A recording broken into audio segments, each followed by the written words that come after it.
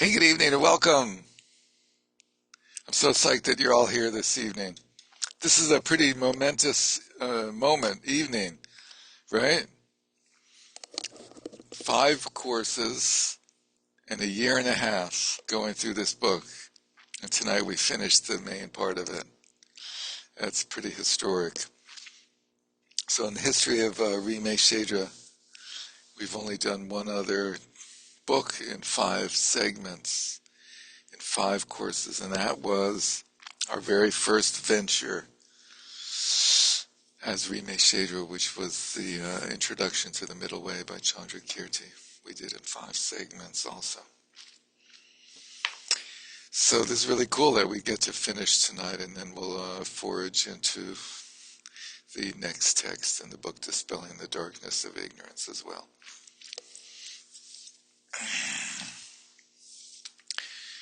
Okay, so five courses on meditation.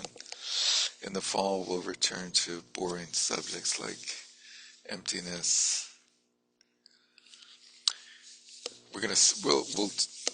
Um, the plan is to do 2 or 3 courses on the development of Rongtong and Zhentong in India and then Tibet. Anyway, that's not here at the moment.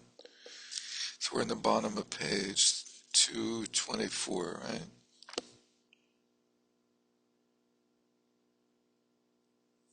You remembered? Um, 481. Just kidding. aren't we going to take refuge? Oh, thank you. What a great idea. In order that all sentient beings may attain Buddhahood, from my heart I take refuge in the 3 jewels. In order that all sentient beings may attain Buddhahood, from my heart I take refuge in the 3 jewels. In order that all sentient beings may attain Buddhahood, from my heart I take refuge in the 3 jewels. Whatever the virtues of the many fields of knowledge, all are steps on the path of omniscience. May these occur in the mirror of May these appear in the mirror of intellect. O Manjushri, please accomplish this. How does it go? Occur? Appear? Arise, Arise. Arise, clear arise. mirror of intellect. Mirror, mirror. Okay. So we're in the bottom of page 481, the 4 yogas in detail.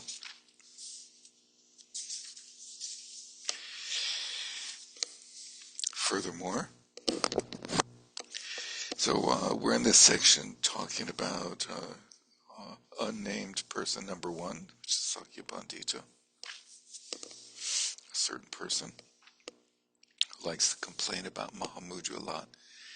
And we have Tashi Namgyal's response to him, which he's talking about at what level of the path do you display what sort of cities? Okay, furthermore, in some places the example of a Garuda chick not being freed from its eggshell used to illustrate that even though we have fully realized our mind to be the Dharmakaya, the excellent qualities of Buddhahood do not appear in this lifetime. And in the last segment he was talking about achieving the path of seeing in a particular lifetime, and how traditionally the path of seeing comes along with a large number of special qualities, 12 sets of 100 special qualities equaling 1200, I think, if I do my math right. And he's saying they can occur in the next lifetime. And that example illustrates the key point of not being free from the 3 seals, such as the seal of the body, that when luminosity becomes manifest at the time of death, we arise in the illusory form of the Sambhogakaya, and so forth.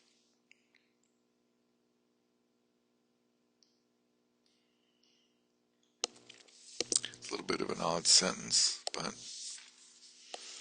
A certain person, Sakyapantita, regards those explanations as unreasonable, saying it is amazing that the light rays of the sun today shine forth tomorrow instead. It's a funny statement, right? The light rays. How long do they take to reach the Earth from the sun? Are we seeing yesterday's light?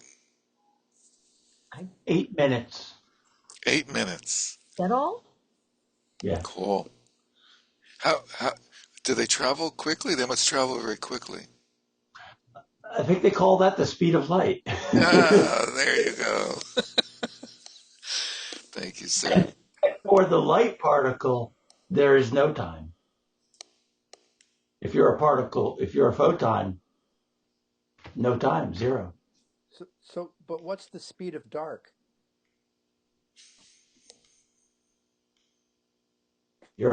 That's your imagination.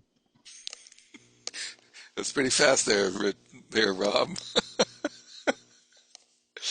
Pretty quick. His objection is completely unacceptable because it dismisses the teachings that through the mantra path, death becomes the Dharmakaya and the Bardo the Sambhogakaya.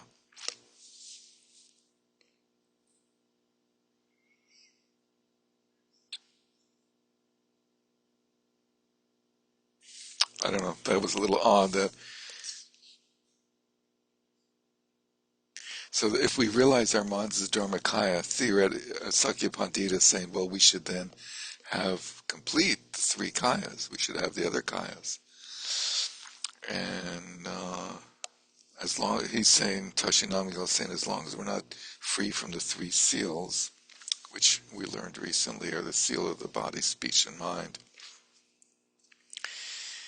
that when luminosity becomes manifest at the time of death, so we achieve the other bodies after death, the other two bodies of the Trikaya, presumably, or one of them, Sambhogakaya. And because after the quote is, he talks about the mantra path, death becomes the Dharmakaya, and Bardo is the Sambhogakaya. And because it renders illogical statements such as the Guhya Samaja's cycles, questions of the four goddesses. When your karmic body has disintegrated at that point through your own power, a similar body will manifest, and pervading the animate and inanimate, it will be equal to space. Know that to be so. And the statement in the Samputa, which is another tantra, when the karmic body is destroyed, it becomes the deity. With this point in mind, the exalted Zhang says, the moment you realize non-duality, suffering does not vanish, and the powers of your excellent qualities do not appear. And yet who can deny that, saying it is not the path of seeing? Who can deny that, saying it is not the path of seeing? So this is an interesting thing, because various high-ranking Tibetan teachers have visited the West, and purportedly, they call these teachers often, they call them Buddhas, and yet they don't have an aura, 9 arm spans in length, and wheels on their hands and feet, and webbed fingers, and other marks of a Nirmanakaya that traditionally all Nirmanakayas have. They have to get special gloves in the wintertime, by the way, because of the webbing on their fingers. So, how do you understand that these people have achieved enlightenment, but they don't have some of those signs and marks?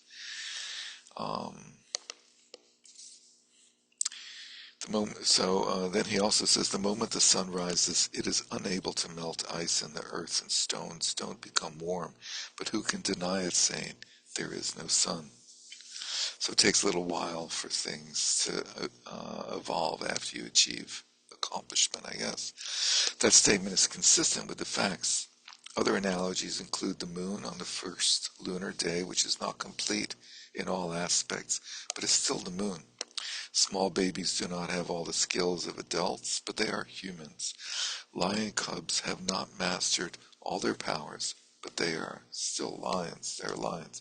In regard to this, the exalted Sankpagyare states Shravakas are of two types, ornamented and unornamented, presumably meaning ornamented with signs and marks and not.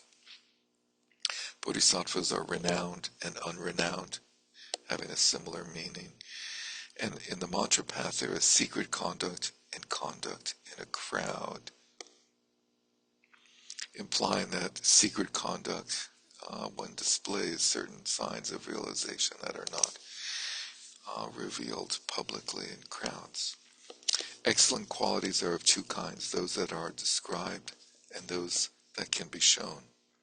The excellent qualities of the bhumis and paths are intentionally ambiguous. Which is an interesting statement because there's numerous sutras that state the different qualities of the different bhumis, and they're not all exactly the same, which leads to the ambiguity, I think.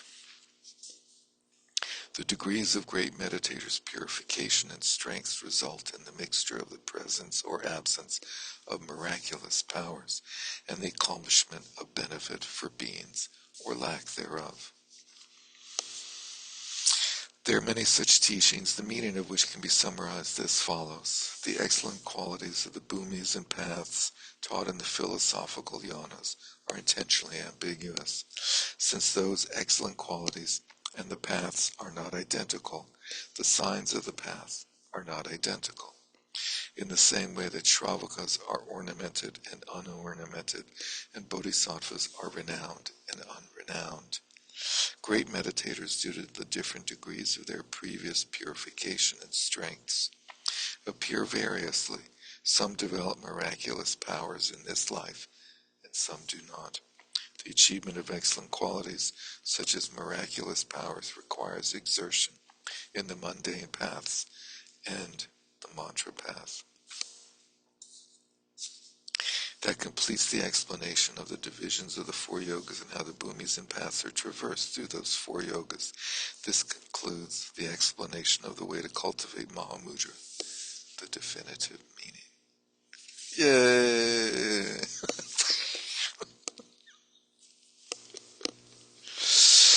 So then we have his colophon, which was very nice. Now I will say, I like that. Now I will say, for fortunate ones desiring liberation, the door to the teachings well known to scholars is proper comportment. It's an interesting translation, comportment, listening, reflection, and meditation. However, the most highly praised method for eradicating cyclic existence is meditation on the ultimate definitive meaning. Meditating on emptiness as an analytical emptiness, a non-affirming negation, something that seals an inanimate emptiness, and the like, is for the most part negated in the glorious Kala Chakra. So those types of meditation on emptiness are erroneous ways of meditating on emptiness. And there are some who oppose what is taught in the seven city texts and sixfold essence cycle. Meditating on emptiness, endowed with the most sublime of manifestations, is lauded and praised by the followers of the great Brahman of the noble land. The noble land is India, of course. And the great Brahman is Saraha, the grandfather of Mahamudra and Mahasiddhas, and Dakpokagyu of this snowy land, and all unbiased, which is the translation of Rime, scholars and siddhas.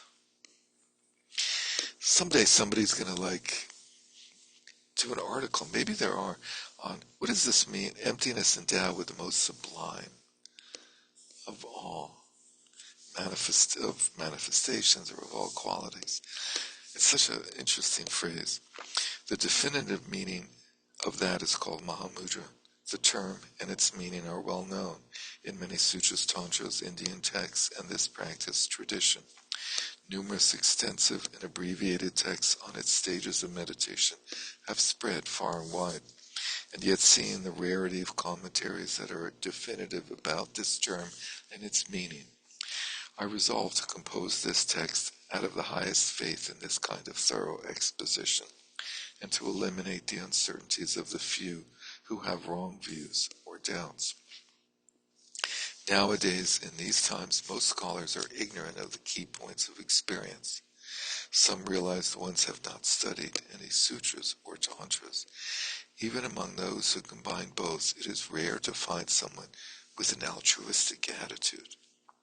Although I lack a great deal of training in the scriptural tradition, here we have bald-faced lies,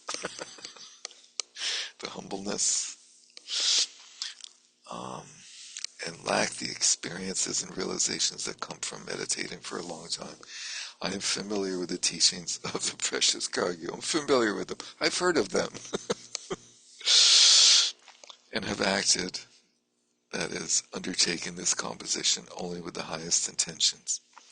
If in this I have committed faults due to misunderstandings, wrong ideas, or doubts, may the Holy Ones be patient.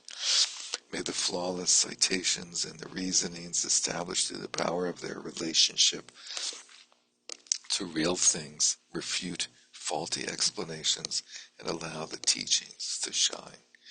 That's an interesting phrase. In the Buddhist tradition of logic, all logical reasoning starts from so-called real things, facts, observable phenomena, which of course is relative because phenomena are observed differently by different creatures. Those who are addled by the demons of partiality, who in thought and deed find fault with what is right, who say that what is not, and turn truth into a lie, should feel ashamed in front of those with unbiased intelligence. If there is an amassment of excellence here, it is worthy of the praise of learned and accomplished beings, and particularly those of the Tokpo lineage. May the wise study and reflect upon it. May the virtue of actively contemplating and engaging in this approach blaze increasingly like the sun, dispelling the darkness of ignorance in all beings, and increasing the light of their reflexively aware wisdom. That's a funny phrase also. It's like you can dispel darkness by increasing, by becoming more aware, but reflexively aware wisdom is like unchanging, right? So how do you describe it as like increasing or improving or developing, increasing the light that shines from their reflexively aware wisdom? And finally, may I in all my successive lives attain without hindrance the excellent fortune to practice this sublime path. May I realize the Dharmakaya without too much delay, without too much delay, and be of benefit to infinite beings. That second to last line is a great aspiration. May I, in all my successive lives, attain without hindrance the excellent fortune to practice this sublime path. I think we would all join in that aspiration, that we may continue to practice this path in all of our lifetimes. I like the without too much delay. Yes. I had a note on the question of light. Maybe if you looked at it just in the context of putting the two lines together, that the dispelling of the darkness naturally allows the light to become more apparent. Even if you are correct that it can't increase it, but it could be increasing in the sense of it becoming visible or apparent. Yeah. Well, I was talking about the reflexively aware wisdom doesn't increase or decrease, I, but his I, focus, yeah, I'm just um, trying to find a way to make it make sense for them. yeah, yeah. I love your musical accompaniment. Oh, sorry about that. Let me turn it off. So what do you see reflexively aware? Because to me it seems like you respond to whatever the situation is, but maybe I'm not understanding. You said it doesn't change. Oh, yeah. Reflexively aware wisdom is like prajna or yeshe, right? Sorry, prajna or jnana. I switched from Sanskrit to Tibetan, right? Non-dualistic wisdom. Okay. So, Yeah. so that I see. doesn't really. Okay. So that's So, why not realistic. yeah, That's why. yeah. But it comes out. It's revealed as we progress along the path, and then like enlightenment, it's like boom. So all traditions have this quandary of like, how do you explain the potential that then becomes manifest without talking about that quality as having changed, i.e., Buddha nature, right? How do we talk Mhm. about Buddha nature? And what's the difference between our Buddha nature and the Buddha's Buddha nature? We just haven't become aware of it. It's there. Yeah, but why does our ignorance impede it? It's another whole topic. And what is So, that ignorance? That would be, Yeah, it's not well, a. what is it? That stuff Yeah, it doesn't exist, right? that doesn't exist, that crusty Yeah, so in blockage. iconography, that's what the halo is, right? yeah. The halo appears. That's right. Right. So it, you know, it's always there, but they only illustrate it in certain situations. You know, They like only reveal it. It's like one of those birds that has those crests, right? I think it's interesting that the Christians have the same iconography. They do. Yeah, that's neat. They have the halo from the head. Holy people have like a glow, right? Mhm. Mary Beth, did you have something? Goes to dispelling the darkness of ignorance in all beings. Is that the same as the subtle and coarse like uh obstacles, and then the increasing the light of their reflexively aware wisdom, the subtle and coarse wisdoms that we gain? Is that what they're talking about? Well, I've never heard of subtle and coarse wisdoms, but Yeah. there are the different types of obscurations to enlightenment, which would be dispelled when we're talking about dispelling the darkness of ignorance. Are there four? For what? Well, isn't there's like two pairs of subtle and coarse things that have to happen, two pairs of subtle and coarse things that have to happen, right? Well, there's subtle and coarse agitation and dullness in shamatha.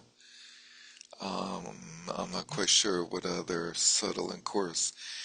We don't usually use that terminology with the obscurations of subtle. Uh, they do On say the path, subtle. Yeah, they do like, say subtle and coarse. That's right. Well, I see what you're saying. There's the cognitive obscuration and the klesha obscuration, the emotional yeah, obscuration. Right. yeah, those four. Right. So yes, that's nice. Thank you. This would be dispelling the darkness. You could say is dispelling the subtle and coarse emotional obscurations, the kleshas, and increasing the light is dispelling the subtle and coarse cognitive obscurations, something like that. Or it Yeah, could be that that all the obscurations are covered in the first line, and the second line remains that uh, peculiar one, as you noted. yeah, But it could just be that again they're talking about one side of the teeter-totter goes down, the other one goes up. yeah. As you remove the soot, the natural luminosity appears, is Right. visible. Becomes visible, right? Finally, considering the scarcity of commentaries elucidating the ways to cultivate Mahamudra, the definitive meaning, and motivated by an altruistic intention to dispel the mistaken understandings of those harboring wrong understandings, and arouse certainty in those with confidence in this practice, tradition I, the one called Gampopa Mangala. So he's like the inheritor of Gampopa's throne lineage, right? Of Gampopa's Dokpo lineage, I believe. I began the composition of this text at a virtuous time.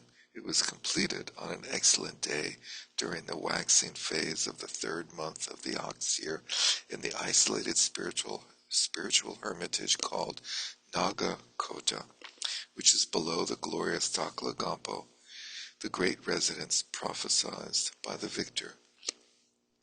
The secretary for the composition was the one known as Lopan Tupten Palbar, who has devotion to this path and is a holder of the secret mantra Pitakas. Pitakas are like the baskets or the collections of teachings. So he was just talking and somebody was writing?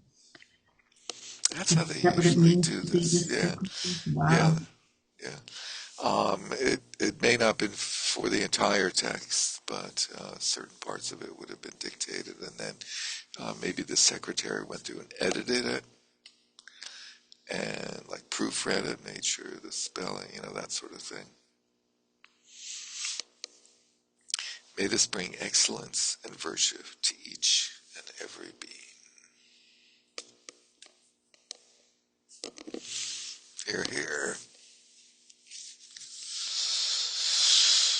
So let's dive into the next text, Mahamudra Dispelling the Darkness of Ignorance by Wangchuk Dorje, the 9th Karmapa.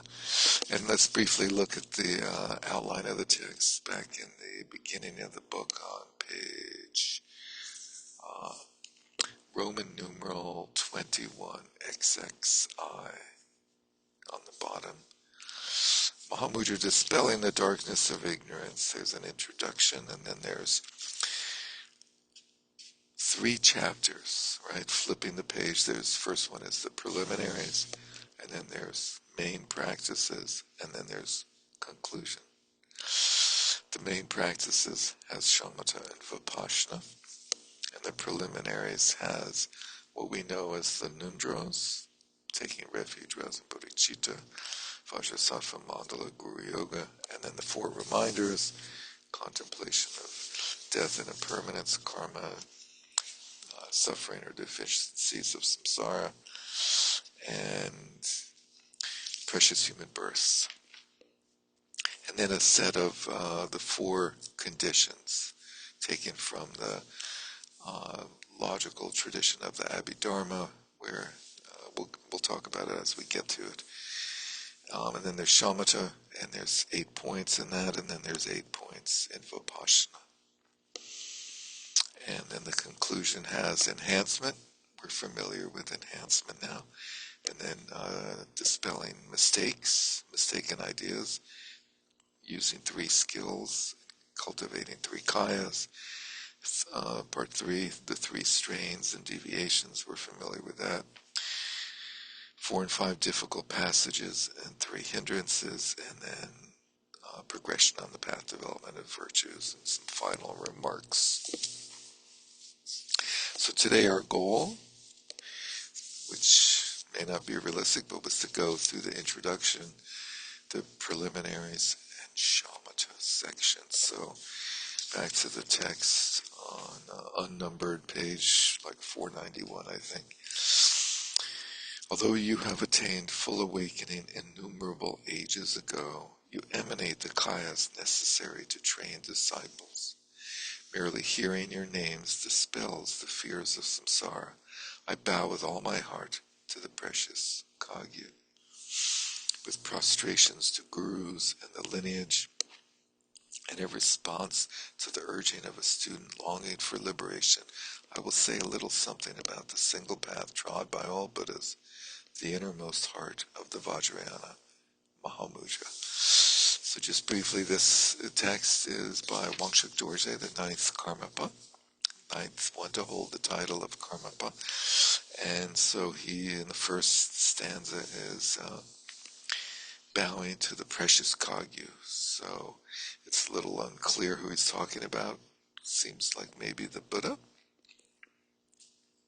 when he says you attained full awakening innumerable ages ago, which is the Mahayana view of the life of the Buddha, is that he attained awakening many, many ages ago, and he goes through the motions in this lifetime to train beings of this age. and then he prostrates to the gurus and the lineage and writes this in response to the urging of a certain student. They always have somebody that they say it was for, maybe true or not. And then he says the single path trod by all Buddhas is Mahamudra. So that would either mean that all Buddhas are Kagyupas and do Mahamudra practice, or that Mahamudra practice is common to all the practices that Buddhas, all the different practices that Buddhas have ever done or ever will do to achieve enlightenment. Right? Something like that. Probably the latter. The elixir of the mind of all Buddhas of the three times is contained within the instructions transmitted from the Buddha down to my root guru orally. From one ear to another, the warmth of their blessings has not vanished.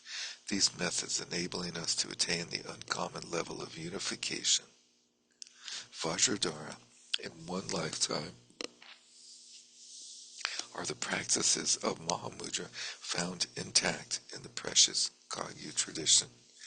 Unification, Vajradhara, the uncommon level of unification.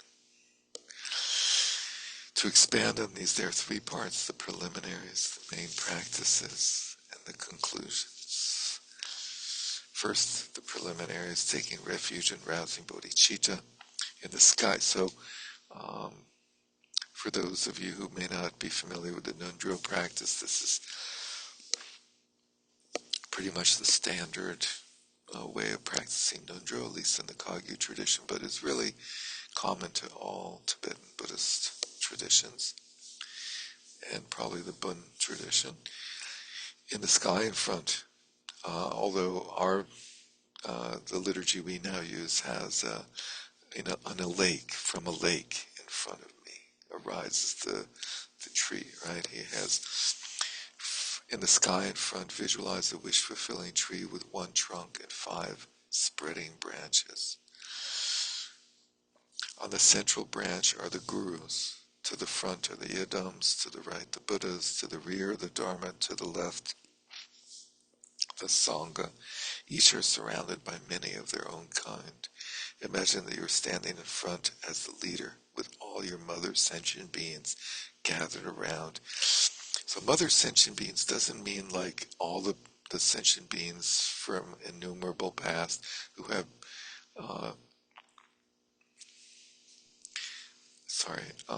it does mean that what it means is that all sentient beings have been our mother at one point, because mathematically we've had so many births that all sentient beings in one birth or another have been our mother, our father, our child, and so forth. Sue. Are the sentient beings other places other than Earth realms? Oh yeah, there's all sorts of realms. So, like they're wherever, because like the Buddhas, they're all over the place. So the sentient beings are as well. Yeah, all throughout the 10 directions. Because, and is there in that realm of where they all are, is there something in a way that is comparable to Earth in that it comes up out of it and is recycled? Because I've been thinking about how all sentient beings here on this earth, all the animals and insects and soldiers and, family members and neighbors, and we're all come up out of the earth, and we're all made out of the elements, and then we die and go back into that. And so there's, so it seems really easy to see how that actually the mother is the earth in a way. So I just wondered if is there something like that that's more vast, or is it just the mind?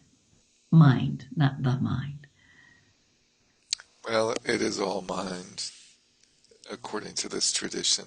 It's all mind, but there are an infinite number of world realms, and those world realms are populated by infinite numbers of sentient beings, some of whom have materiality like we do, Mm-hmm.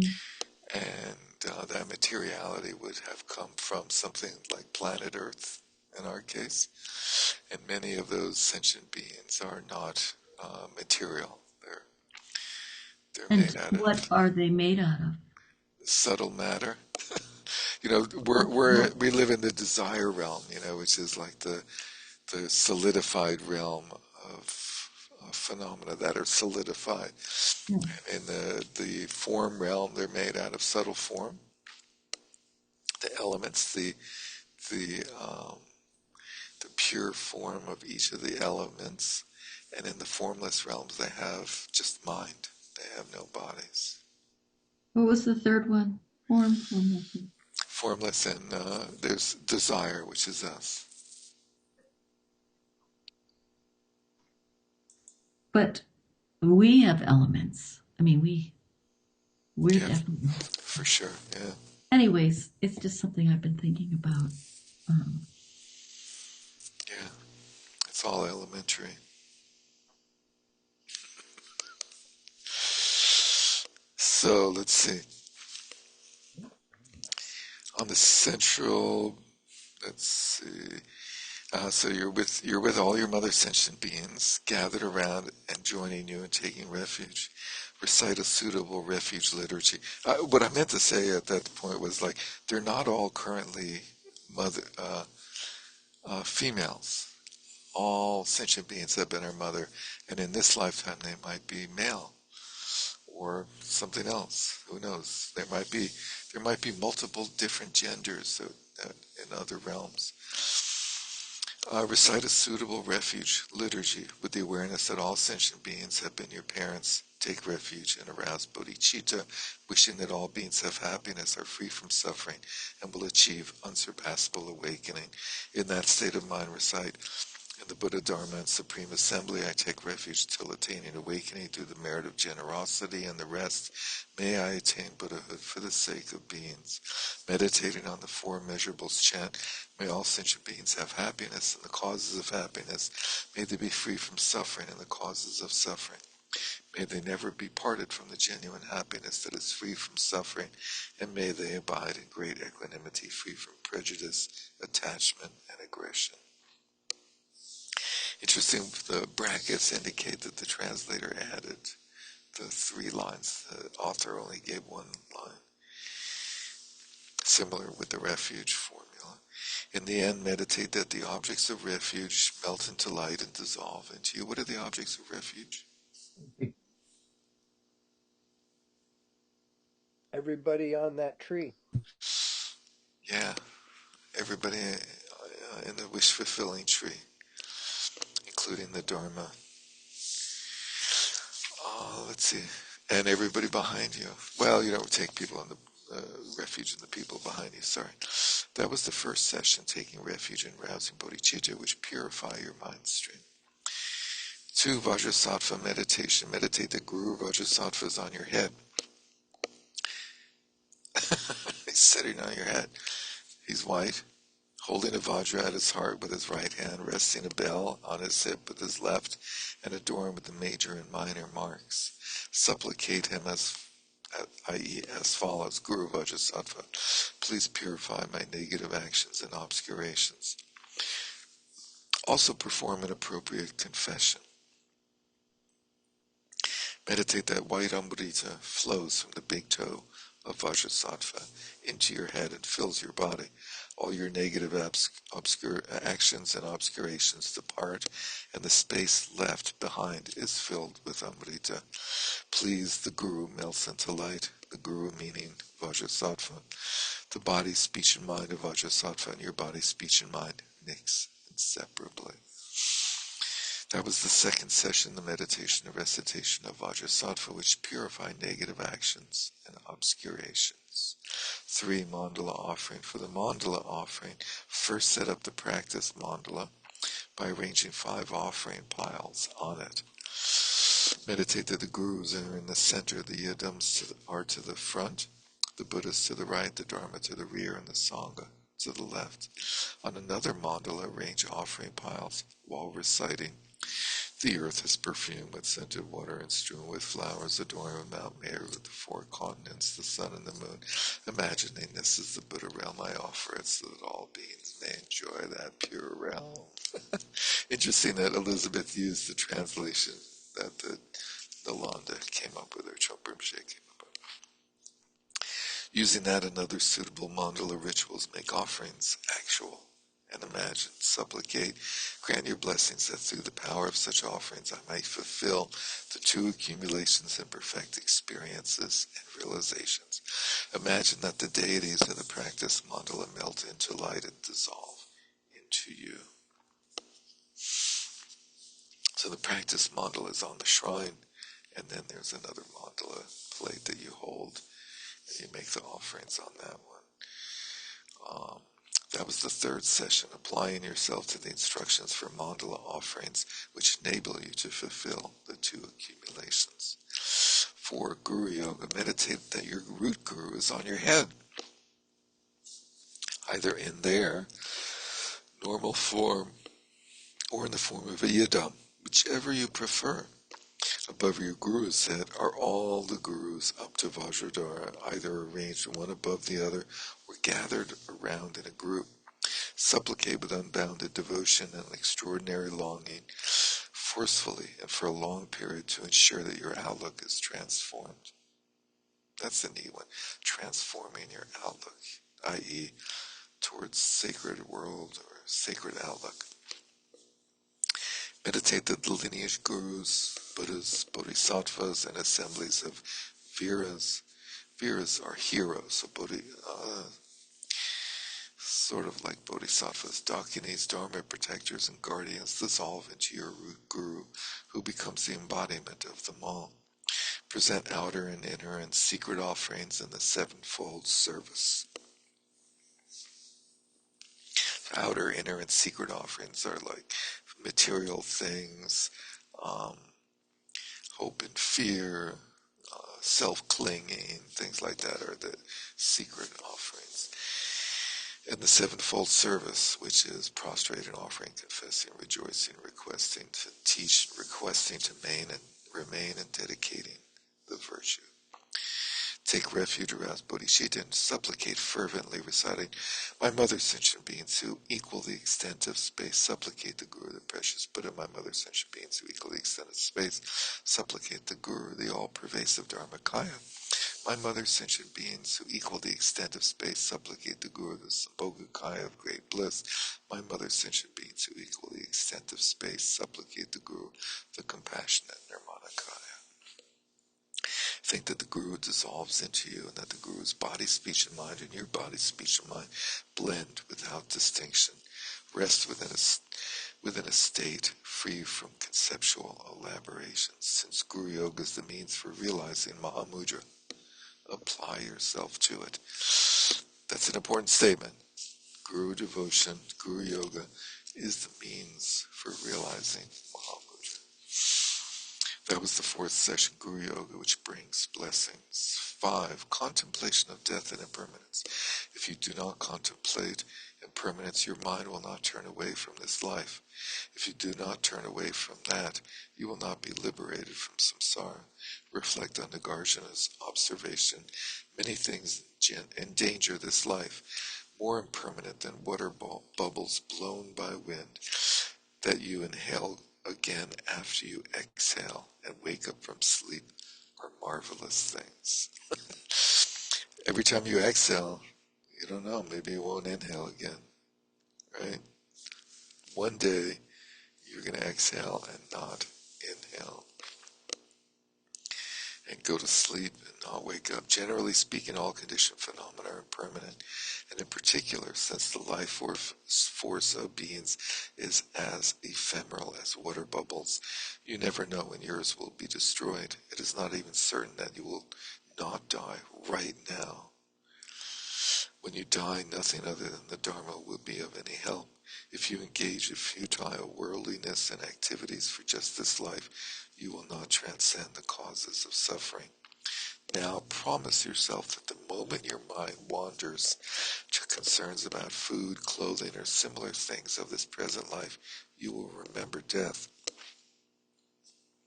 From time to time, count how many of your relatives and close friends have already died. How many of us have done that?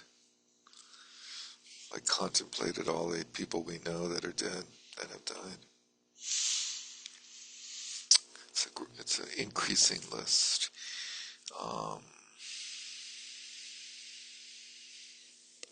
Think about how they died, and that once they were taken to cemeteries, nothing remained of their physical body. You are not beyond this natural situation.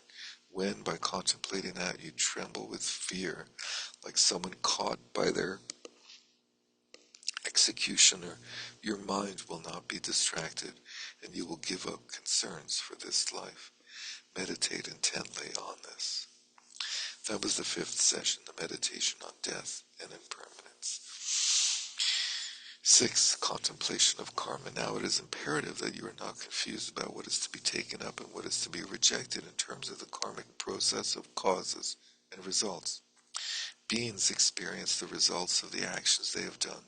Their actions ripen for them alone. Those who engage in the 10 unvirtuous activities are reborn in the negative states. Depending on which of the 3 poisons is involved, the frequency of their actions, the gravity of the object, and the scale of their actions, beings are born as hell beings, hungry ghosts, or animals. So those are the factors that determine the intensity of karma arising from activity. Depending on which of the 3 poisons is involved, the frequency of the action, the gravity of the object, and the scale of the action. Once born in those states, they experience the suffering specific to that state, which are difficult to imagine. Those who engage in major, intermediate, or minor virtuous actions are reborn in the desire realm as gods or humans, in the form realm or the formless. You should at all times examine your 3 doors. Take delight in whatever virtuous actions you have done. So examine your body, speech, and mind. Think about good things you've done, which is an interesting thing. We don't usually think about that. Like, oh, I did some good things. That's like a sort of an arrogant or pompous thing to do. Think about the good things you've done, but it's actually a helpful thing to do further good things, right?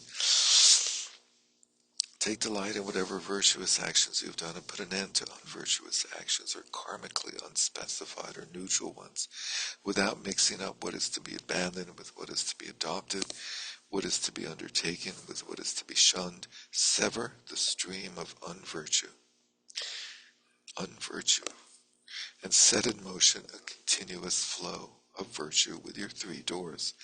That is the point of the Buddhist teachings and what enables us to accomplish the aim of our practice.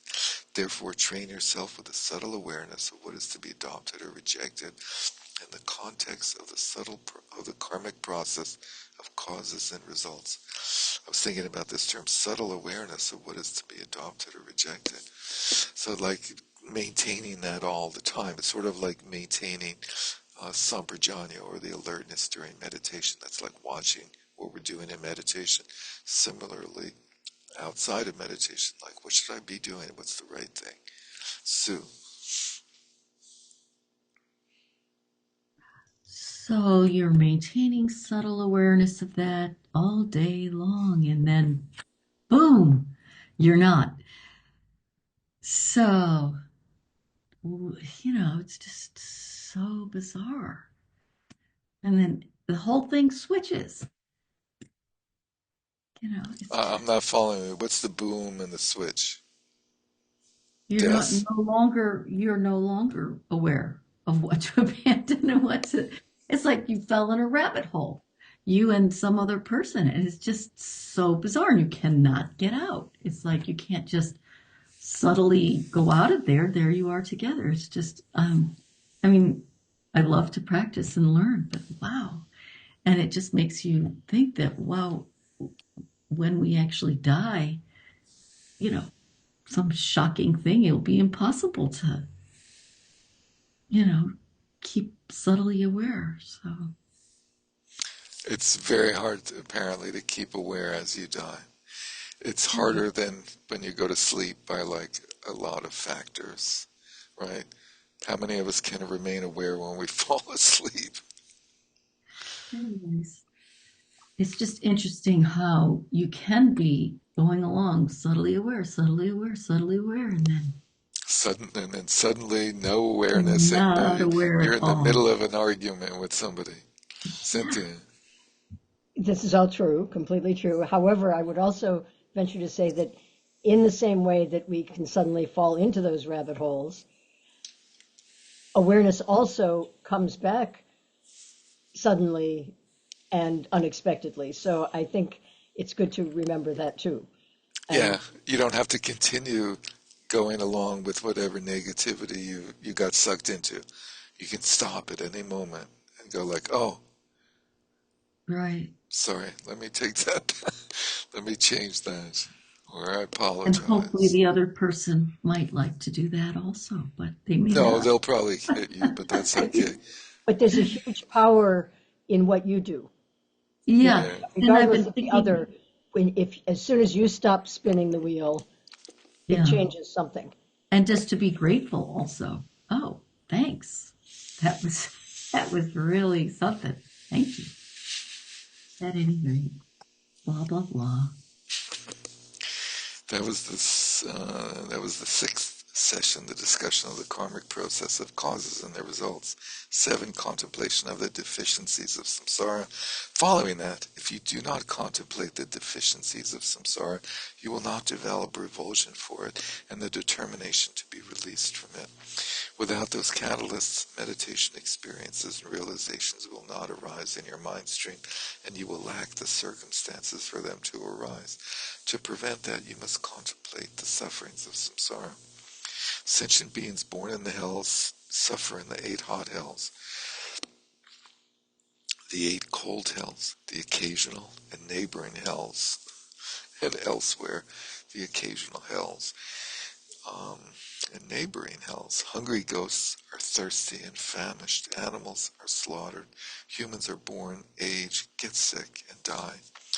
The gods must leave their elevated state and descend.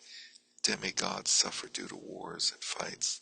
The 6 classes of beings are tormented increasingly by the sufferings related to sufferings. The sufferings related to sufferings, which are the many manifest sufferings they experience. So these are the 3 fundamental types of suffering. Suffering, like getting your legs broken, by the sufferings related to changes which occur with what appears to be happiness, and by the sufferings related to conditioned existence which occur with whatever has an indifferent feeling. That's an interesting description of those sufferings.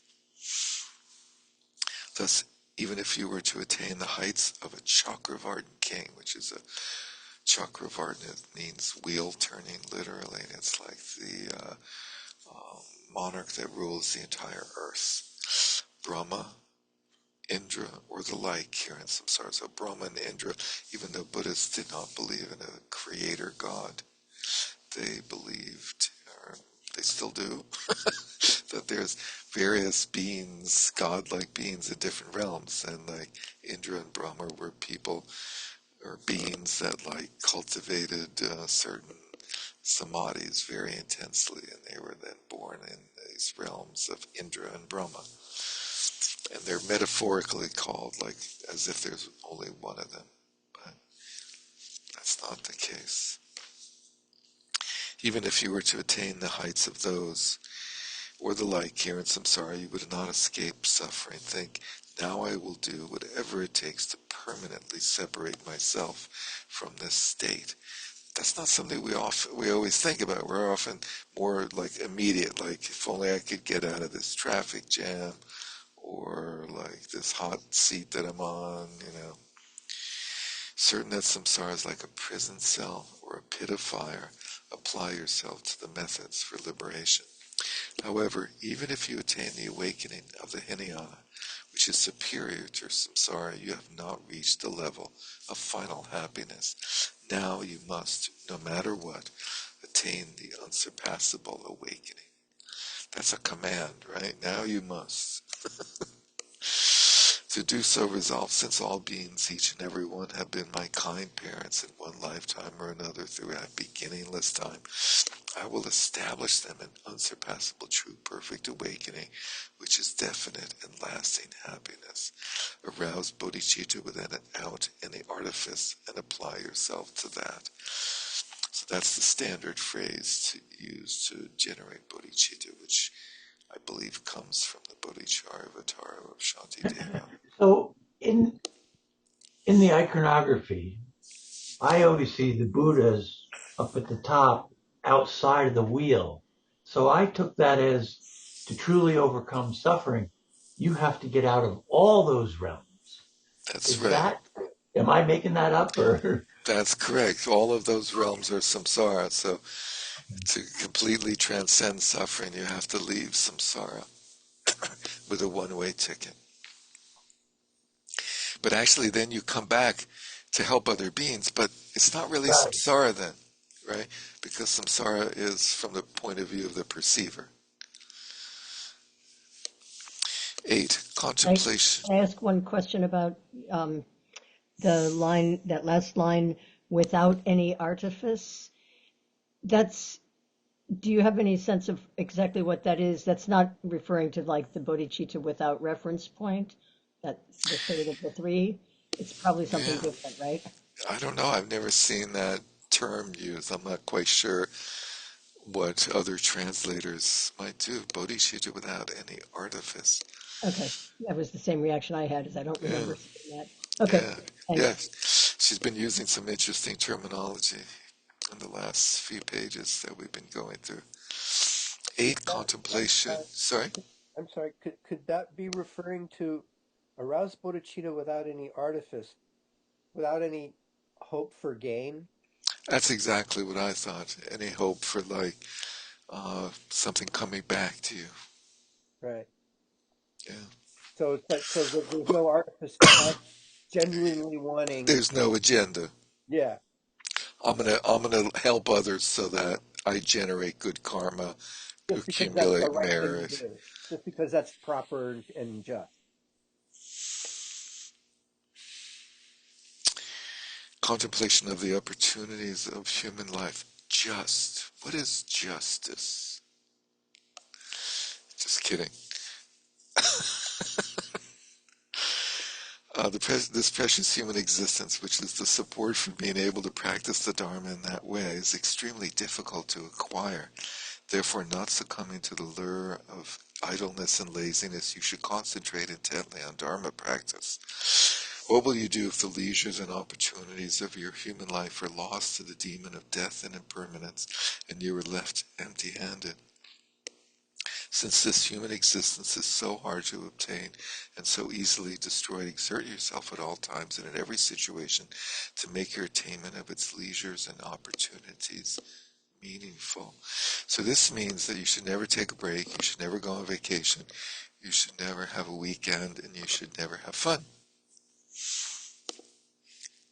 Oh, Okay, I'm going go on a ahead. vacation. Oh no, that's right. I'm going on a retreat to meditate. No, it's not a vacation. It's on a beach, being fed. Right, right. The profound treasure is an odd combination of retreat and vacation. 9, the causal condition. So here we have these things, what's called the causal condition, the dominant condition, the object condition, the immediate condition. So this is a scheme that's usually used in the Abhidharma to describe how perception occurs or how cognition occurs. And in the case of perception, the causal condition, let's say in the case of visual perception, would be light shining on an object into our dominant condition, which is the eye sense faculty. And the object condition would be the object that the light reflected off of, and the immediate condition would be the consciousness of the moment prior to the visual consciousness that arises given those three other conditions. So in other words, you have to have a consciousness, and then you have to have an object and some light bouncing off the object, and that light entering into a sense faculty in the case of vision. So that's the four conditions that are used throughout the Abhidharma and the valid cognition traditions of Buddhism. And so he creatively uses them in this scheme of the path, of the Buddhist path, which is pretty cool. And we see this in Gampopa too, where he frames his entire ornament of precious liberation around these four conditions. So the causal condition, among the four conditions necessary for Dharma practice, the causal is to strenuously cultivate weariness with and revulsion for samsara, and to take up the life of a renunciate. This is based on having tamed your mind stream through recognizing impermanence and seeing the general and specific characteristics of the phenomena called samsara. So, what does that have to do with the perception and the light? It has nothing at all to do with it. Okay. Yeah, it's just just using those terms. Yeah, the scheme Okay. as a way of describing how the path comes about. So the causal condition is renunciation, disgust with the suffering and limitations, frustrations with the limitations of samsara. The dominant conditions is study with a genuine spiritual mentor, a guru who is an individual in a lineage, a guru in the form of the words of the Sugata, a guru who is the ultimate dharmata, or a guru who manifests as symbolic appearances. So these are all different types of gurus, all of which accomplish this function of the dominant condition. A guru in the form of the words of the Sugata, so the Dharma teachings, books, and so forth. A guru who is the ultimate dharmata, that's like, we talk about the ultimate guru, the inner guru. A guru who manifests as symbolic appearances, different ways that a guru may appear to you in different experiences, like your spouse may appear as a guru, or somebody who wakes you up, bumps into you on the street while you're lost in a cloud. Since to be guided by a genuine spiritual mentor is the dominant condition, train in that way. So cultivate devotion towards the lineage and the members of that lineage, and undertake to study their teachings and follow them.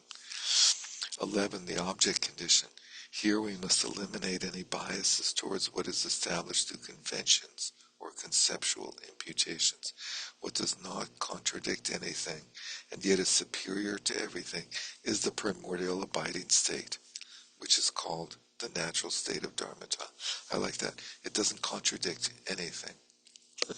It doesn't do anything, and yet it's superior to everything. Develop conviction in that. So this is like developing conviction in enlightenment. That enlightenment is real and possible. That's hugely important, right, on the path. Otherwise, it's like we're dilly-dallying. We're taking meditation for another purpose, which is fine, but it's a very different endeavor. Since the object condition is that unmistaken object of meditation, develops certainty in it. So the object of the path is obviously enlightenment. 12, the immediate condition, within a state free from any fixation to meditation. Without fixation to meditation, arouse your perseverance, and fortitude, but do not harbor the signs of hopes or fears, such as thinking, I am meditating, I will meditate, I was meditating. It would be good if something happened. I like that one. Or, if nothing happens, that is bad.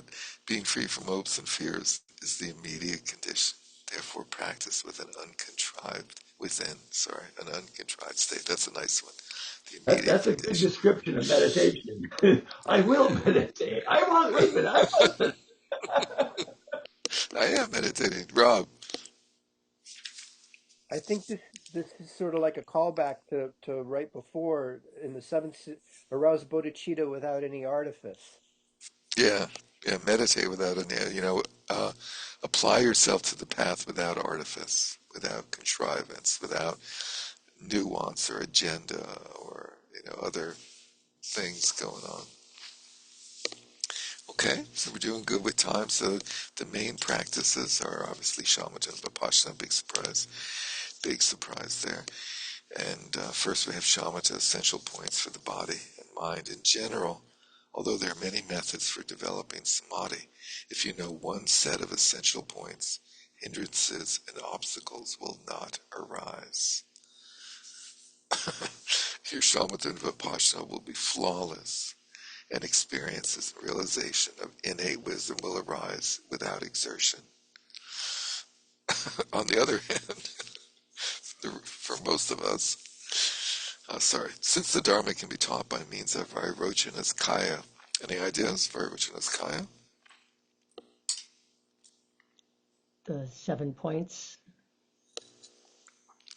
Vairochana's body, yeah. So this is a reference to the Buddhist cosmological scheme in the Mahayana and Vajrayana traditions, where the universe is a colossal, is a collection of world realms, infinite number of world realms assembled in the shape of Vairochana Buddha, who is seated in Vajrasana. Mary Beth, have you read this yet in the Treasury of Knowledge, the cosmology? Yes, that's in the very beginning. Yeah, and so our little world realm, the Saha world, do you remember where that is? It's in the very center of his palm, of his right palm, our little world realm. And our world realm, a world realm is a trichiliocosm, which is a funky translation of a 3,000-fold world realm, which means 1,000 worlds like ours times 1,000 times 1,000 3 times. So it's 1,000 to the third world realms of like ours. Makes up a world system. And there's infinite numbers of those assembled in the form of the Vairochana Buddha. Anyway, he's in a certain posture, is the important point. The method for effortlessly giving rise to the samadhis of the generation and perfection processes and to experiences of bliss, clarity, and non-conceptuality is for beginners to rely upon the essential points of the physical posture. So in this version, really interesting, he describes it from the Vajrayana point of view of like, what is each aspect, how does each aspect of the physical posture impact our subtle body? And our subtle body is made up of, famously we call it prana, nadi, and bindu, right? And prana is the winds, the energies that flow in the various nadis are the channels, and then they move essences around through those channels by the winds. And so there's all these different winds. There's like 10 main winds or energies in the body, and there's like 70, some huge number of minor winds. But here we work with the seven And of the 10. so in those postures, that's just happening. Exactly, yeah. So that's Yeah, the it's key so point amazing. is So it's that like you could you're give not doing someone two mo. instruction and not even know what you're doing. You just say, That's okay, right. like this, like this. Yeah, That's right. That's it's the kind of fun neat. part is that just the simple um, activity of sitting in this certain posture and focusing on the breath, working with the breath, is accomplishing inner tantric yoga. It's not as fast, but it gradually has the same, supposedly the same outcome. It's doing the same thing. So to control the downward expelling winds, which does what you would think it does through the name of it, winds, place Place your legs either in the Vajra posture or the Bodhisattva posture. Which here I think the Bodhisattva posture means like a loosely crossed legs. I'm not really sure. Often Bodhisattva posture means like with one leg raised, or it means sitting in a chair with both legs. I've seen different versions of that. To cause the earth winds to abide in the Madhyama. So the Madhyama is a Sanskrit term equivalent to the Avaduti, maybe you've heard, or otherwise in English, the Central Channel, the famous Central Channel. It's the main highway, the main line of our body's energetic pathways. Madhyama, which is the middle. In Tibetan we have Uma, means the middle, right? So Madhyama means the middle, like as in Madhyamaka. Straighten your spine like a stack of coins, like coins. To bring the water winds into the Madhyama, hold your hands in the mudra meditative equipoise below your navel and raise both shoulders. Which is funny, they sit like this with the shoulders raised, which is interesting. We always said put your shoulders down, but they're doing. Well, he doesn't say it, so anyway, to draw the fire winds into the Madhyama, draw up your neck so that it resembles an iron hook. Now, how do you have your neck resemble an iron hook? It's just like a curved, right? This is our normal posture. To bring the wind winds, I like that one. Wind winds. So the wind energies into the Madhyama, gaze out at the level of the tip of your nose with your eyes neither wide open nor shut. So in between, and gaze out at the level of the tip of your nose. So your tip of your nose, so you're looking down a little bit and you're gazing out into the center of space in front of you, right? We're not looking across and studying the wall or the carpet or the floor or across the room, right? We don't need to study that. And let your tongue and lips rest naturally, or press your tongue against your palate. It doesn't say like open or close. By holding those essential points for the body, the movements of thoughts are self-purified, and many excellent qualities such as non-conceptuality arise. All you have to do is sit in that posture and it happens. Maintaining just those essential points for the body brings physical and mental tranquility. Do not be too tightly focused or too taut. Don't those mean the same thing? Tightly focused and taut? Well, Cynthia? I think they could be different. Like focus could be more like either eyes or mentally, whereas taut could be just like body tension. Okay. What else? I have a question. I doubt with you, but I even asked the Lopan this once, and he didn't actually have a good answer. But the third one about the water winds. So that's putting the hands in that particular mudra of like one on top of the other in the lap, right? But what we typically teach is, and often do is the hands on the thighs, right? So I just wondered, does that mean that we're missing that particular element of wind management? And did you ever hear him or anyone talk about that? No, I haven't. But I'm assuming that our posture of keeping the hands on the thighs um, doesn't as directly draw the water winds into the Madhyama, but over time it has the same impact by having the hands in that region. In the same general area. I Yeah, was just a curiosity after I started reading this stuff, I started to wonder, like, that's the one that we're really not quite doing. yeah, yeah. Or at I least, remember you mention it sometimes, or is it Judy? She says either one. Somebody does. I mean, certainly people teach that either one is okay, but I'm just curious about, because of these specific instructions, which are specifically tied to these, inner energies. I wondered if there was any intelligence that anyone had on that. Anybody had said, Well, the weirdest thing is raising your shoulders. True. You know, Yeah. Um, begin by exhaling a small amount of stale breath, if you have, just if you have stale breath. Then rest without putting any effort into exhaling or inhaling. Recall the preliminaries in a generalized way. That's like that statement of like having that subtle awareness. Don't bring past activities to mind. Don't speculate about the future thinking I will do this or I should do that. We never do that, right? Relax in the ordinary mind of the present, unfabricated freshness. Leave it just as it is without adopting or rejecting anything. Your mind will become workable and samadhi will arise. Since those essential points for the body and mind are the foundation stone for meditation, apply yourself to them. So interestingly, it's like the posture and just like letting things be is it. And then it's like, well, if that didn't work, okay, let's try some other things.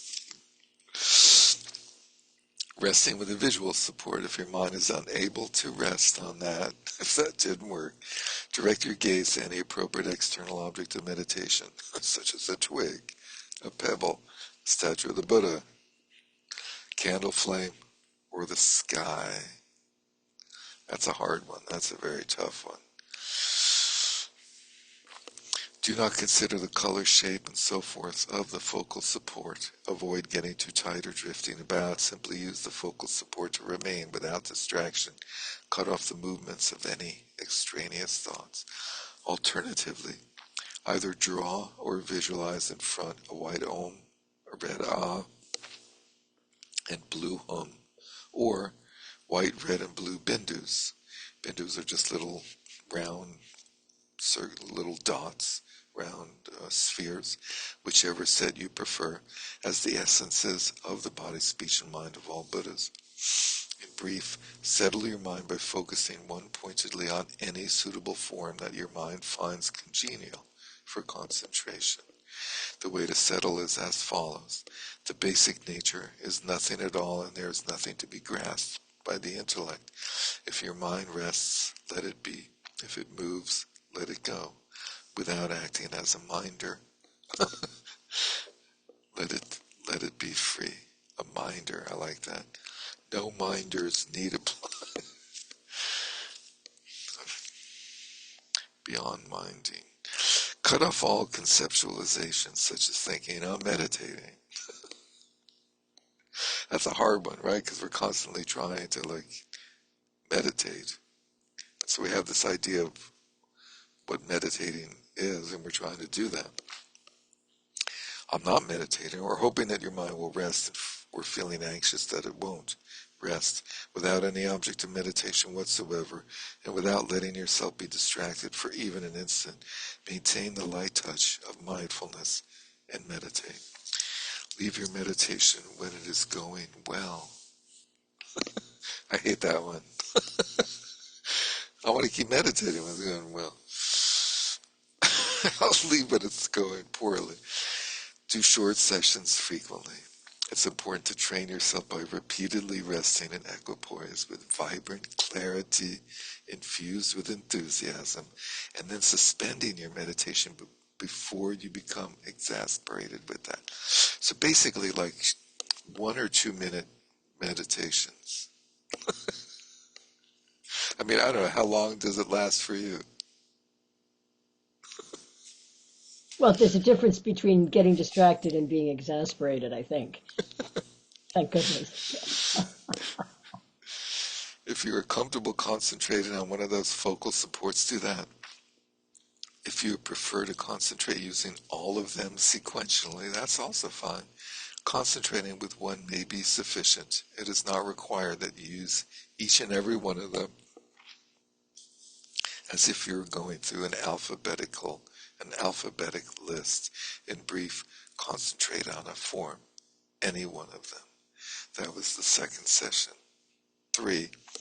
Resting with other focal supports. Concentrate on those visual objects and also on sounds. Auditory objects, smells, olfactory objects, tastes, gustatory objects, and tangible objects, objects for the body, one after another. This is a neat one, like play around, go and do it with the objects of the senses.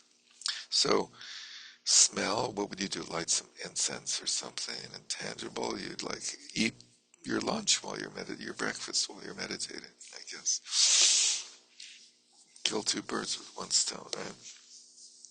When focusing on sounds, smells, and so forth, direct your mind to just the clear sound, a distinct scent, and so on. That's interesting instruction. A clear sound, a distinct scent. So clear does not mean like empty or something. Hold your mind with the iron hook of undistracted mindfulness. That's a little forceful, huh? The iron hook. With the meat hook of mindfulness. And just leave it naturally settled. Do not study the object's qualities, size, or other attributes. Settle your mind on whatever object seems appropriate. Stop while your mind's clarity is still heightened and take a break. Don't let your mind become fuzzy. Don't let your mind become fuzzy. Between sessions, maintain the continuity of mindfulness and let your gaze rest towards the tip of your nose. That was the funniest part, I thought. You're walking around like with your eyes crossed too. I wonder what fuzzy, the word fuzzy. I think it's exactly whatever you think it is. But I mean, like, is there a Tibetan word and does that show up in other places? Fuzzy. It's just interesting. I've never seen it anywhere else. Yeah, I know. It's a technical term, huh? Yeah, I wonder what the Tibetan is also. It could be in the glossary. Have you checked the glossary for fuzzy? Fuzzy, it's here. On page 666. I don't think that's a coincidence, by the way. On the Tibetan is Jom Nal Leba. Jom Nal Leba. If that helps, I don't know, but it is actually a term. Fuzzy. I thought it was a bear, but between sessions, maintain the continuity of mindfulness and let your gaze rest towards the tip of your nose. Don't bump into anything. Physically, when you're moving about or sitting around, and verbally when you're talking, don't do too much, or do anything too intensely. I'm going to use that one. Like, I'm not supposed to do too much. Tell my boss, I can't do too much. Mentally cut off any deliberations involved with conceptualizing. That's a tough one. Are there any deliberations that are not involved with conceptualizing? Lori? You knew I had a question. I'm just trying to figure out the practical application here. I had high hopes for this, so um, so it's like when you're doing this, if you're going to do this, this is all you're doing, really. Yeah, so, I mean, so he I doesn't, get, yeah. he's sort of blending like the idea that you would do this for your entire life, but it's also like done on a retreat. This is It clearly sounds like a like, retreat. it's Yeah. clearly like retreat instructions. He doesn't say that, but it's clearly appropriate for a retreat. Okay, that's good. That's good. Yeah, Because I would otherwise, I would think so. Yeah, otherwise, isn't it? I mean, wasn't some of this, in a sense, sort of restricted? Some of the versions of this kind of instruction were, the um, short. This is the middle of. I didn't mention this. This is the middle of 3 Mahamudra texts of the ninth Karmapa composed, right? There's a very long one called the Ocean of Certainty. What is Elizabeth translates it as? The Ocean of Definitive meaning? Definitive Meaning. Yeah, Not Ocean very of Definitive Meaning. And Kempo Tsultrim went through that one in great detail, and based on that, she produced the final translation. Rom, This three, resting with other focal supports, is that's part of the Nalanda Bodhi Shamatha practice path. yeah, yeah, We Philip Rinpoche has incorporated elements from this and Ocean of Certainty, or True Meaning, yeah Definitive Meaning. we do like 2 weeks on each sense. Yeah, that's great. 2 weeks on each sense. That's neat. That's neat. And Mhm. so, what did you choose for like olfactory and gustatory? Um, Olfactory, I chose incense, and for gustatory, I would peppermint. Ah, that's great. Oh, Yeah, nice. yeah. So Nice. it's there for a long time. Yeah, that's great. So this is the middle of three, you were saying. Yes. So he wrote three texts. One is very long and it's like in sessions. It's like teaching sessions. I think there's like 51 of them or something, some very large number of them, and they go progressively through the same sort of thing: introduction, preliminaries, Oh, okay. um, and the shamatha vipassana. There's and in much greater detail because it's a Okay. huge book. And then there's this text, and this text was translated way back by Alexander Berzin with a commentary by Beru Khyentse Rinpoche from Library of Tibetan Works and Archives, and is not ever restricted. The larger one, Elizabeth's translation, is restricted by Dzogchen Ponlop Rinpoche or his organization. Has certain types of Oh. restrictions on that. Hmm. But maybe someday we can go through that one. That would be fun. And then there's a very short one called Pointing Out the Dharmakaya, Oh. which is used at the 3-year retreat traditionally, and was for a long time restricted to individuals doing the 3-year retreat. Now, Mm. once you're a tantrika in the world of Vajrayana Buddhism, you can purchase that text from the Nalanda Translation Committee website and study it and practice it. It's really wonderful, very, very practically oriented, very usable. It's almost identical actually to this, but it's the way it's worded is much more like you're actually sitting down and you read one session and practice on that for a Oh, nice. session or for a few days or 2 weeks or whatever. And it's the third Karmapa, No, it's the ninth oh, Karmapa, Wangshuk ninth Dorje. Karmapa. Yeah, Yeah, it's three texts, ninth Karmapa. right. Oh, Yeah. are these all Great. the nights? Thank you. That's okay. So that is a good context going forward. Yeah, yeah. Yeah. Yeah, I think this is nice and short. And I was just thinking before you said that, I was like, I should read this next week when I'm on retreat. Oh, It's the You ninth. should. This is great for a retreat. This yeah, is yeah. this is a really good retreat manual. Chris, It's are you going to the Profound Treasury retreat? I he think is. Yeah, I'll be Chris is. there. I'm going too. Yeah, cool. Mm. New Yorkers in Profound Treasury have a great time. Is it next week? Yeah, it Starting on starts Friday, Thursday yeah, or Friday. Thursday, Friday. This week, Friday? Sorry, I don't mean to be so. 6th. Yeah, Have a yeah. wonderful retreat, everybody that's going. Yeah. Yeah, this Friday. It starts this Friday. Yeah, so you better get packing if you want to go. That's what the piles are behind me. I'm like, I haven't Oh, ordered. good for you. Yeah, yeah, good for you. Let's see.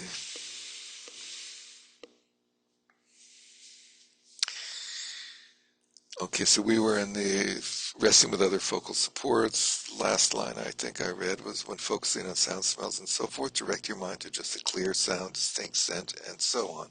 Oh, and then hold your mind with the iron hook of undistracted mindfulness and just leave it naturally settled. Do not study the object's qualities, size, or other objects. Settle your mind on whatever object seems appropriate. Stop. Oh, we did this. The fuzzy. And between sessions, don't do much. Cut off any deliberations involved conceptualizing. That's where I ended. Gradually, you will become accustomed to meditative equipoise. Gradually is a relative term there. That was the third session. 4. Counteracting dullness and agitation. The faults of dullness and agitation are removed by the following methods. Meditate that there is a round, glistening, glowing white bindu the size of a pea at the point between your eyebrows and focus your mind there. From time to time, direct your mind to a round, shiny black bindu the size of a pea under your mat. And that's the origin of the story about the queen, right? The pea. Remember that. When you're experiencing dullness, direct your awareness to the white bindu. Gaze into space. Interesting that you focus your attention, but your gaze is still straight in space. It's not like you're looking at it, right? Sit in a breezy spot and sprinkle water on yourself. Wear light clothing and eat smaller amounts of nutritious food. Do not sit near a fire or in the sun.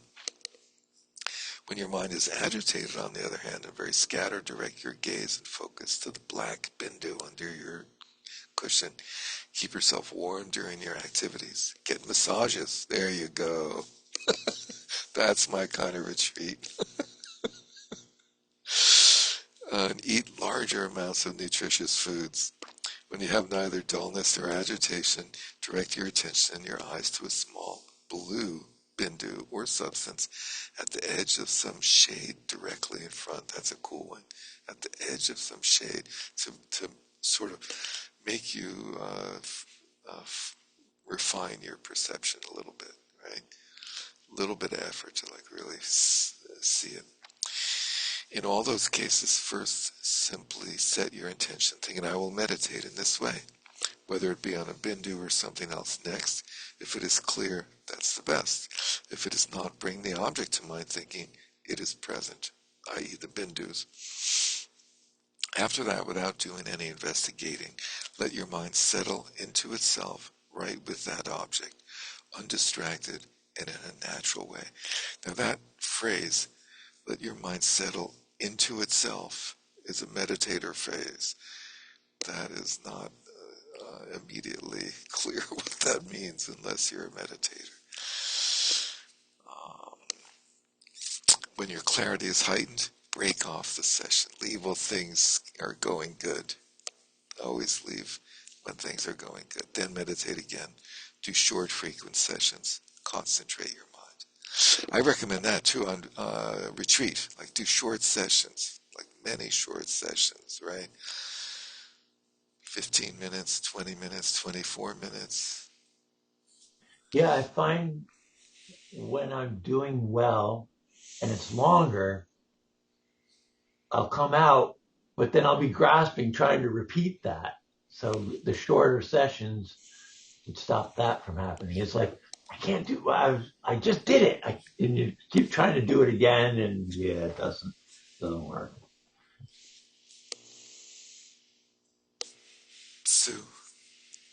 So when you say a short session, do you just break while you're sitting there for a moment, or do you actually get up? That's up to you. It could be either one. You could Okay. break and look around. You Yeah. could drink a glass of water. You Yeah. could look around.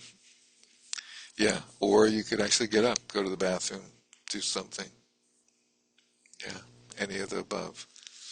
Break your samadhi. Concentrate your mind.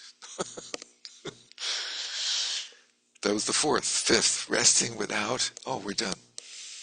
Thank you. So we'll stop there. At resting without support, perfect place to stop.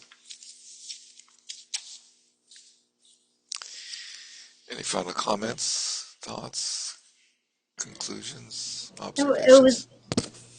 it was interesting that dullness and agitation was a session instead of being an advice during those other the prior two sessions, applying it that way. Yeah, yeah, that's a good point. Yeah, it's sort of like establish those skillful means of the bindus Mm-hmm.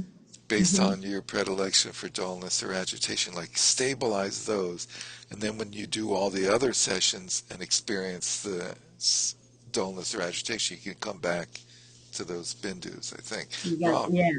yeah, that makes Yeah, sense.